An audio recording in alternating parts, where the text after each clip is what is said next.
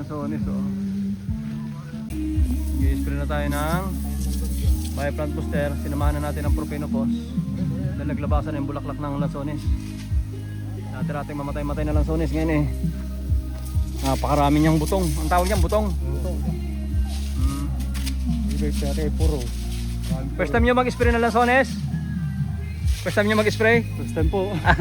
Wala kami kasi idea din eh. Wala ka ka-idea. Ini-spray pala ng lansones. Tingnan niyo, ang ganda na ng mga bulaklak oh. Naglabasan na oh. Dati-dati nagkanda tumbahan yan eh. Ang daming ano. Marami dyan matatandang puno na rin. Oh, hindi. Tsaka may anay sa ilalim. Nilubugan natin yan ng lason sa anay. Compete, yung acephate.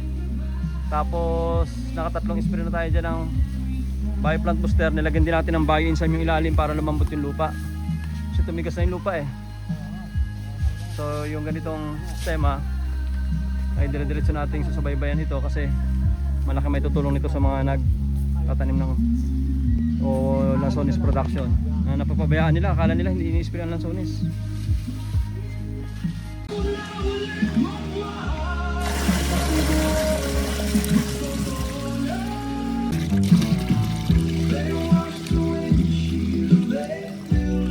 Okay.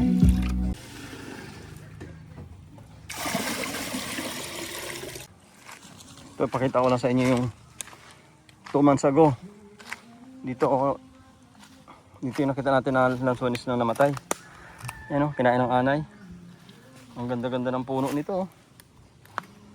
Wala, tumumba na. Ayan o.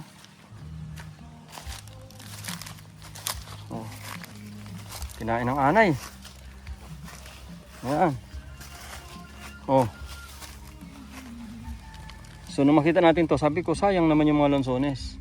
Parang pinapabayaan na lang nila kasi unti-unti na nagkakanda-tumba, nagkakanda-matay. Sabi ko hindi, may solusyon dyan. Sabi ko sa may-ari. Sabi ko gawin natin, eksperimentohan natin to. Lagyan natin ng ano kasi nakita ko naman talaga ang anay ang culprit. Yung scale insects okay pa eh. Pero yung anay matindi talaga sumira oh. Oh. Oh. Matindi talaga siya sumira oh. Sabi ko nagkataon meron akong mga acephate doon.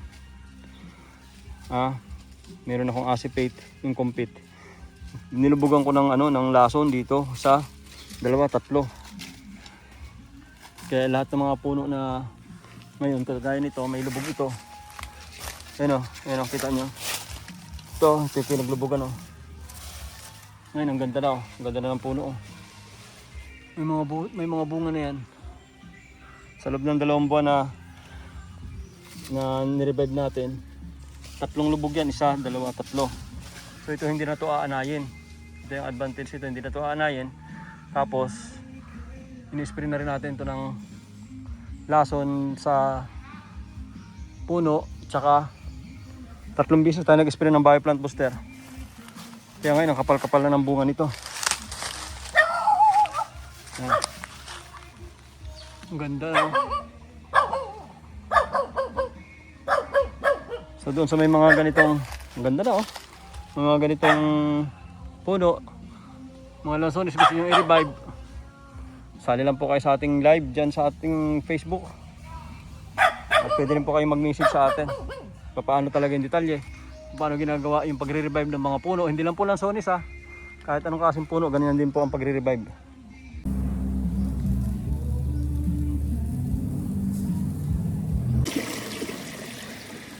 May bawas na. Okay lang, 2 takip yan. Lalagyan ka pa natin. 2 takip, 1,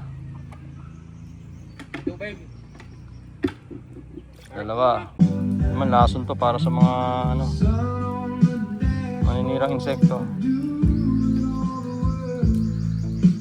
Okay. Pangalawang ano.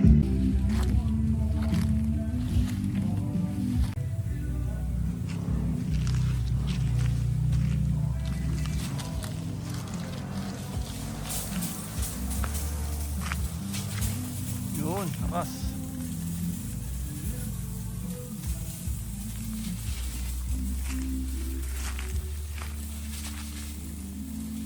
Tuwaan ng lansones. Makakabuelo ang mga butong niyan. Buelong-buelo.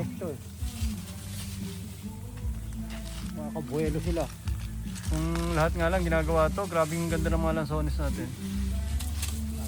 Kuya, sige lang kuya, tutukan mo pa yun. Tutukan mo pa.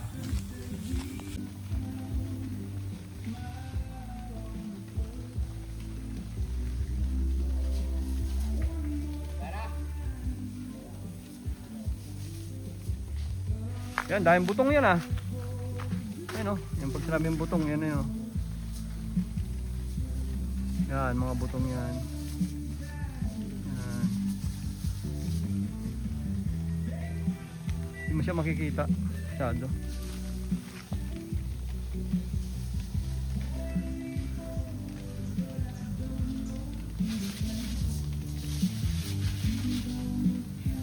Maganda ito tingnan pagka may bunga na siya.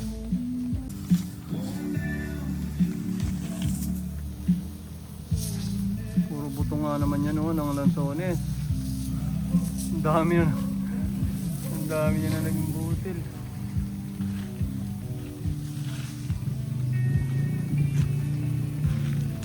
Ay, ang dami nito. Kapal. Kapal na. Ito yung nauna namin nilagyan ng organic. Makakuha mo siguro na muna na. Oo, namunga na siya. Sa totoo lang, nauuna tayo sa iba. Ayan o. Lalo ko rin. Ay pare yan. Lansones na talaga to. Yan ang lansones oh.